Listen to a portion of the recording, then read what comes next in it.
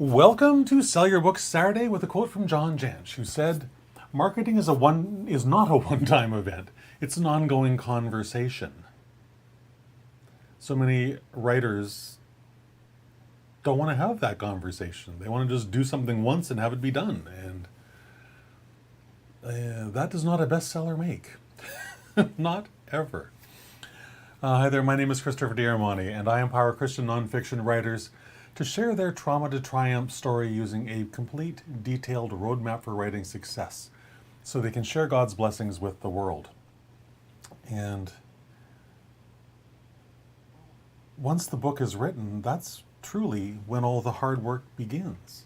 And that's also the thing that we as writers want to forget or overlook or stick our head in the sand and ignore.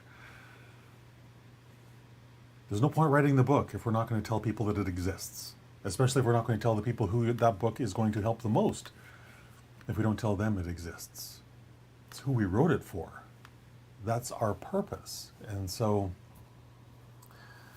if you're apprehensive about marketing your book once it's written, I would encourage you to just frame the idea of book marketing the same way you do book writing. This is a learned skill. You weren't born with it. You had to learn. You had to figure out how to write a really good sentence. You had to figure out how to write a decent paragraph. You had to figure out how to structure all that stuff into a book that will actually change someone's life. If they implement the stuff that you teach them, of course.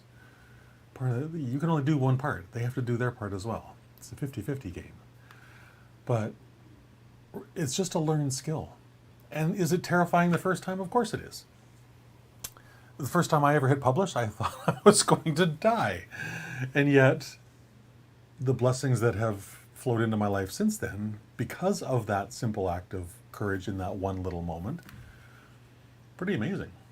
Pretty amazing. And that's why I do what I do, because I want you to have that feeling as well. I want you to know what it feels like to spend all of this time writing this book to help another person who's currently suffering with a problem that you faced and overcame, and then sharing it with them. It's really, really wonderful. But book marketing is not simply about promoting this thing and expecting it to sell and being glad that you got another $10 in your pocket. That's not what it's about. Book marketing, done what I will call correctly, is about fostering and nurturing relationships with your readers, your ideal readers, the people who you wrote this book for. It's about engaging with them in meaningful conversations so that they get to know you, get to know what you're about, who you are, and so they can get to like you. Know, like, trust. Those are the sort of the trifecta in marketing. People won't buy anything from you. It doesn't matter what you're selling until they know you, like you, and trust you. Your book is no different. People need to know who you are. They need to learn to like you, and then they need to learn how to trust you. So it's about providing value to those people so that they can trust you, so they can trust that you have their best interests at heart. Yes, you're selling a book, but that book is the pathway to the life that they want, the life that they deserve, the life that they probably desire most in their heart. You're doing them a service. Sales is service, as Barry Baumgartner says all the time. And this thought aligns beautifully with the principle of Galatians 6:7. Do not be deceived. God cannot be mocked. A man reaps what he sows. If you're unwilling to invest your time in getting to know your audience and allowing them to know you, to be vulnerable with them, and to let them into your world, you're not being authentic. You're not being real. And they will pick up on that in a heartbeat, and they will not buy your book. So that's the opposite of what you want, right? So for me, what this verse means is that the effort, the time, and the care that you invest in your readers will eventually pay off the same way a really well-tended garden does. We reap what we sow.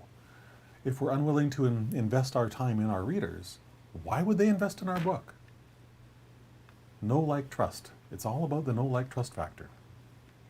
Now, book marketing can take a whole bunch of different forms, but at its core, it's about sharing the lessons that God gave you, sharing the lessons that God put on your heart so that you could make the impact that you know you were born to make in this world. So use every avenue available to you. Connect with your readers wherever you possibly can.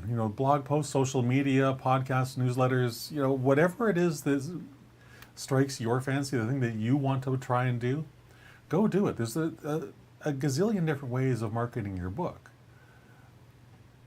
Try the ones that feel like a good fit for you first, and then push yourself a little further and a little further out of your comfort zone every week to make sure that you're trying new things. Because eventually, you're going to hit on that one thing that explodes all of this for you, and then your life will never, ever be the same, which is going to be a beautiful thing. So the focus of your connections with readers is to share your journey, to share your insights, to share the road that you traveled from trauma to triumph, and into a life that you find worth living. This is the book that you're writing. It's the whole reason you're writing it, is you want to share that journey with someone else who is stuck in that same place you were once, but you found a way out. It's great. It's beautiful that you want to share that with someone else. I think it's a fantastic calling, because your book, you want them to travel that road too, because you know what's at the end of that journey. They don't yet. They're still struggling with how to survive the day. And yet, you have the answers. It simply requires that you